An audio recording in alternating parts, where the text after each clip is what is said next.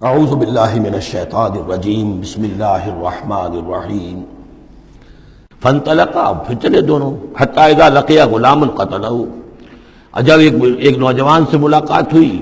اس نے قتل کر دیا اس کو، حضرت خضر نے۔ قالا قتلت نفسا زکیۃ بغیر نفس، حضرت موسیٰ علیہ السلام پھر بولے یہ کیا کیا آپ نے؟ ایک بے گناہ جان کو آپ نے قتل کر دیا اس کے بغیر کہ اس نے کسی کا خون بہایا ہو۔ لقد جئت شیئا نکرا، یہ تو آپ نے بہت ہی نامعقول حرکت کی ہے۔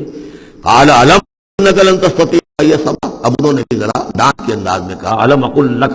کیا میں نے نہیں کہا تھا تم سے کہ تم میرے ساتھ صبر نہیں کر سکو گے؟ قال ان سألتک عن شیء بعدها فلا تصاحبنی، حضرت موسیٰ نے عرض کیا کہ اچھا ٹھیک ہے، اب اگر تیسری مرتبہ مجھ سے غلطی ہو جائے، دوسری مرتبہ اور مجھے معافی دے دیں، اگر اب میں اس کے بعد کوئی آپ سے سوال کروں تو پھر ٹھیک ہے، آپ مجھے اپنے ساتھ نہ رکھیے گا، فلا تصاحبنی، پھر یہ کہ میں اپنا راستہ لے لوں گا۔ قد بلغت من لدنی عذرا، میری جانب سے آپ نے جو ہے حجت قائم کر دی ہے، اور آپ عذر جو ہے اب آپ کر سکتے ہیں کہ آپ میرے ساتھ مجھے اپنے ساتھ نہ رکھیں، یعنی خطا میری ہے۔ فانطلقا، پھر چلے، حتی اذا اتیا اہل قریۃ استطعما اہلہا، اور جب یہاں تک کہ وہ پہنچے ایک بستی والوں کے پاس، وہاں انہوں نے ان سے چاہا کہ وہ انہیں کھانا کھلائیں، مسافر جیسے ہوتے ہیں کہ بھائی ہم لوگ آئے ہیں، مسافر ہیں، آپ کی بستی میں آئے ہیں تو ہمیں کھانا کھلائیے۔ فابوا ان یضیفوہما، تو وہاں کی بستی والوں نے، وہ ایسے کچھ کٹھور اور شقی لوگ تھے، انکار کر دیا ان کی ضیافت سے، انہیں کچھ کھانے کو نہیں دیا۔ فوجدا فیہا جدارا، وہاں انہوں نے دیکھا ایک دیوار، یرید ان ینقضہ، کہ بالکل گرنے کو ہے، ٹوٹنے کو ہے، گرنے کو ہے۔ فاقامہ، تو وہ حضرت خضر نے اس کو سیدھا کر دیا، بنا دیا اور سیدھا کر دیا، مضبوط کر دیا۔ قال لو شئت لاتخذت علیہ اجرا، تو حضرت موسیٰ نے پھر کہا کہ اگر آپ چاہتے، یہ اتنے ناہنجار لوگ، انہوں نے مسافروں کو کھانا تک نہیں دیا اور آپ نے بغیر مزدوری لیے ہوئے ان کا کام کر دیا، ان کی دیوار سیدھی کر دی۔ لو شئت لاتخذت علیہ اجرا، آپ اس پر اجرت طلب کرتے ان سے، اور یہ جو اجرت سے جو ہے بہرحال ہم جو ہے کچھ نہ کچھ کھاتے پیتے۔ قال ھذا فراق بینی و بینک، کہ بس یہ اب میرے اور آپ کے درمیان اب علیحدگی کا وقت ہے۔ سأنبئک بتأویل ما لم تستطع علیہ صبرا، اب میں تمہیں بتائے دیتا ہوں اصل راز اور حقیقت ان چیزوں کا جس پر کہ آپ صبر نہ کر سکے۔ اما السفینہ، جہاں تک اس کشتی کا معاملہ ہے، فکانت لمساکین یعملون فی البحر، تو یہ ان مزدوروں کی ملکیت تھی کہ جو دریا میں محنت کرتے ہیں، جیسے کشتی ہے ادھر سے ادھر اتار دیا، دو پیسے لے لیے، ایک پیسہ لے لیا، یہ مزدوری کر رہے ہیں، ان کے لیے گویا کہ کمائی کا اور ان کی معاش کا یہی ذریعہ ہے۔ فأردت أن أعيبها، میں نے یہ چاہا کہ اس کو عیب دار کر دوں۔ وكان وراءهم ملك يأخذ كل سفينة غصبا، جبکہ آگے جو ہے ایک بادشاہ تھا، حاکم تھا، جو ہر کشتی کو کہ جو ثابت و سالم ہے اسے وہ غصب کر رہا ہے، اس کو جو ہے کنفسکیٹ کر رہا ہے، جیسے آج کل بھی ہوتا ہے ہمارے ہاں، وہ ویگنز جو ہیں وہ پولیس والے روک لیتے ہیں، تو اسی طریقے سے وہ جو ہے قبضہ کر رہا ہے ان پر۔ یاخذ کل سفینۃ غصبا، اب وہ دیکھے گا کہ یہ تو ٹوٹی بھی کشتی چھوڑ دے گا، تو کشتی میں ایک تختہ لگا لینا تو آسان کام ہے، پوری تختی جا رہی تھی تو میں نے ایک تختہ جو ان کا جو ہے توڑ دیا ہے، تاکہ اسے ناقص سمجھ کر وہ بادشاہ جو ہے اسے ریجیکٹ کر دے اور اس کشتی کو نہ لے، تو ان مزدوروں کی پوری کشتی بچ جائے۔ ایک تختہ توڑنے سے تختی بچتی ہے، اور یہ سالم رہتی تختی تو پوری کشتی جا رہی تھی۔ تو میں نے ان کی خیر کے لیے کیا ہے، جس کو تم نے یہ سمجھا کہ شاید میں لوگوں کو ہلاک کرنے کے لیے میں نے یہ قدم اٹھایا ہے۔ وَأَمَّا الْغُلَامُ، اور جہاں تک اس لڑکے کا معاملہ ہے، نوجوان کا، فَكَانَ أَبَوَاهُ مُؤْمِنَيْنِ، اس کے والدین بڑے نیک اور صالح ہیں، والدین دونوں کے دونوں۔ فَخَشِينَا يُرْهِقَهُمَا طُغْيَانًا وَكُفْرًا، اب ظاہر بات ہے کہ حضرت خضر کو معلوم ہوگا کہ اس کے جینز اچھے نہیں ہیں، بڑے شرارتی قسم کے جین اس کے اندر ہیں، اور یہ جب جوان ہوگا تو یہ آوارہ ہو کر اٹھے گا اور بہت سخت ہوگا اور اپنے والدین کے لیے سوہان روح بن جائے گا۔ یرہقہما طغیانا و کفرا، ناشکری اور زبردستی کر کے ان کو عاجز کرے گا، ستائے گا۔ فاردنا یبدلہما ربہما خیرا منہ زکاۃ واقرب رحما، تو ہم نے یہ چاہا کہ ان کا رب ان کے لیے بدل دے، اس سے بہتر اولاد اسے دے، بیٹا دے دے کہ جو اس کے لیے پاکیزگی میں بھی اور شفقت اور رحمت میں بھی اس سے بہتر ہو، جو ان کے لیے بڑھاپے میں سہارا بن سکے۔ تو ہم نے صرف یہ کیا ہے کہ یہ بچہ جو ہے وہ یہ ساری چیزیں جو اللہ کے حکم سے میں کر رہا ہوں، یہ گویا کہ تکوینی امور ہیں جو ہو رہے ہیں، یہ تشریعی امور نہیں ہے، تم شریعت کے حوالے سے دیکھ رہے ہو، اور میں یہ تکوینی معاملات کر رہا ہوں اللہ کے حکم کے مطابق، اور یہ در حقیقت رحمت ہے جس کو کہ لوگوں نے یہ سمجھا ہوگا جس دن کا بچہ جو والدین کا فوت ہو گیا تو ان کے اوپر تو پہاڑ ٹوٹ پڑا ہوگا غم کا، لیکن اصل میں اللہ تعالیٰ نے یہ ان کے خیر کے لیے کیا۔ وَأَمَّا الْجِدَارُ، اور جہاں تک اس دیوار کا معاملہ ہے، فَكَانَ لِغُلَامَيْنِ يَتِيمَيْنِ فِي الْمَدِينَةِ، تو یہ دو غلام لڑکوں کی دیوار ہے جو شہر میں رہتے ہیں۔ وَكَانَ تَحْتَهُ كَنْزٌ لَهُمَا، اور اس دیوار کی جڑ میں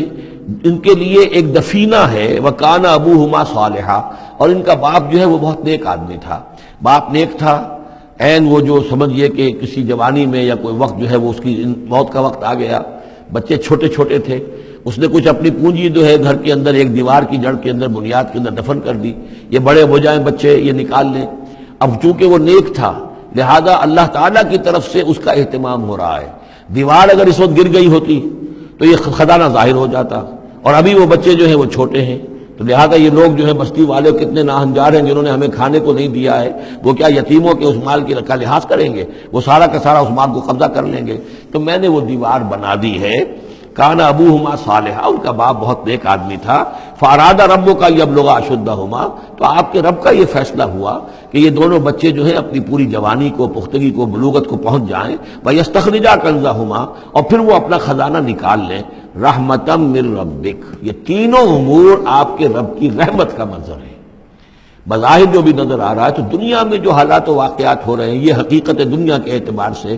ہم اس کے ظاہر کو دیکھتے ہیں، اور ظاہر کے حوالے سے ہی دل گرفتہ ہو گئے، رنجیدہ ہو گئے، نقصان ہو گیا، یہ ہو گیا۔ ہاں اے فلک پیر جواں تھا ابھی عارف، کیا تیرا بگڑتا جو نہ مرتا کوئی دن اور، مرثیوں پر مرثیے کہے جا رہے ہیں، یہ سب کچھ ہوتا ہے، لیکن یہ کہ یہ پتہ نہیں ہوتا کہ اللہ تعالیٰ کی طرف سے جو بھی ہے وہ خیر ہے، اسی میں بھلائی ہے۔ تو بندہ مومن کا کام کیا ہے؟ تفویض الامر الی اللہ، اپنے معاملات کو اللہ کے حوالے کر دے، راضی برضائے رب، جو اللہ کی طرف سے آیا کہ ہر ساقی ماریخ عین الطافست رحمتا من ربک، یہ سب کچھ رحمت تھا، رحمت ہے آپ کے رب کی طرف سے۔ وما فعلتہ عن امری، یہ میں نے اپنے جی سے نہیں کیا ہے، میرا فیصلہ نہیں ہے۔ یعنی یہ جو بھی تھے، چاہے فرشتے تھے اور چاہے کوئی نیک انسان ہے جنہیں اللہ نے بہت لمبی زندگی دے دی ہے، چاہے یہ کوئی روح ہے کہ جو انسانی شکل میں پھر آ گئی ہے، کہ جو اللہ تعالیٰ نے کسی ولی اللہ کی روح کو جو ہے وہ طویل زندگی دے رکھی ہے، کوئی بھی ہے، اس سے کوئی فرق واقع نہیں ہوتا، لیکن یہ کہ وہ در حقیقت کارکنان قضاء و قدر کی فوج میں ریکروٹ ہو گئے۔ وہ جو فیصلے کر رہے ہیں، جس کی تنفیذ کر رہے ہیں، اس کا شریعت سے تعلق نہیں ہے، وہ تکوینی امور ہے اللہ تعالیٰ کے۔ ذالک تعویل ما لم تستطع علیہ صبرا، یہ ہے تعویل، یہ ہے اصل حقیقت، یہ ہے اصل راز ان چیزوں کا جس پر کہ اے موسیٰ تم صبر نہ کر پائے۔ اب اس کے بعد جو ایک رکوع میں واقعہ آ رہا ہے ذوالقرنین کا، تو جو بھی ایک دو منٹ ہمارے پاس ہے اس میں میں تھوڑی سی تمہید بیان کیے دیتا ہوں کہ تو ایک سوال یہ بھی تھا کہ ذوالقرنین کون ہے؟ یہ کون ہے؟ یہ سمجھیے کہ اس صدی تک تقریباً 1300 برس تک ہمارے مفسرین ان کے علم میں نہیں تھا کہ کوئی اتنا بڑا بادشاہ رہا ہو جتنا بڑے بادشاہ کا ذکر ابھی ذوالقرنین کے حوالے سے آئے گا، تو لہذا لوگوں نے یہ سمجھا عام طور پر کہ سکندر اعظم، یہی معلوم تھا سکندر بہت بڑا فاتح تھا، وہ مقدونیہ سے چلا یونان سے اور دریائے بیاس تک آ گیا، کتنا بڑا، تو اس کو، لیکن یہ کہ اس کی سیرت و کردار جو ہے جو سکندر کی معلوم ہے اس کی کوئی مناسبت ذوالقرنین کے اس کردار سے نہیں ہے۔ ذوالقرنین اصل میں ایران کے بادشاہ تھے، اور ایران اس وقت دو ملکوں میں اوپر میں منقسم تھا۔ اب بھی اگر ابھی کبھی نقشہ دیکھیں گے تو ایک علاقہ جو ہے ایران کا وہ تو ہے جو خراسان کا حصہ ہے، جو اصل ایران ہے اس کو بھی یوں سمجھیے دو حصوں میں، ایک پارس پرانا کہلاتا تھا جس سے فارس کا لفظ بنا ہے، اور دوسرا مادہ تھا، میڈیا یا مادہ۔ تو یہ ایک شخص ایسے ابھرے کہ جنہوں نے ان دونوں کو ملا کر ایک حکومت بنایا، اور وہاں سے سلطنت ایران کا جو یوں سمجھیے کہ جو ان کا ایک سنہرا دور ہے، اور ان کی عظمت و سطوت جس کی کہ وہ بہت زیادہ جس پر فخر کرتے ہیں، اس لیے کہ ایرانی قوم بڑی نیشنلسٹ ہے، نسل پرست ہے، ان کے اندر اپنی تاریخ پر، اپنی روایات پر جو ہے وہ بہت ان کو فخر ہے۔ تو وہاں سے وہ دور شروع ہوا، اور انہوں نے پھر اس علامت میں کہ میں نے دو ملکوں کو جوڑ کر ایک بنایا ہے، اپنے تاج کے اندر دو سینگ لگا لیے تھے، اور وہ جو ہے ذوالقرنین یہ لقب ان کا ہو گیا تھا۔ اس کے حوالے سے سوال کیا گیا اور اس کے بارے میں تفصیل جو اگلے رکوع میں آئے گی۔ صدق اللہ العظیم۔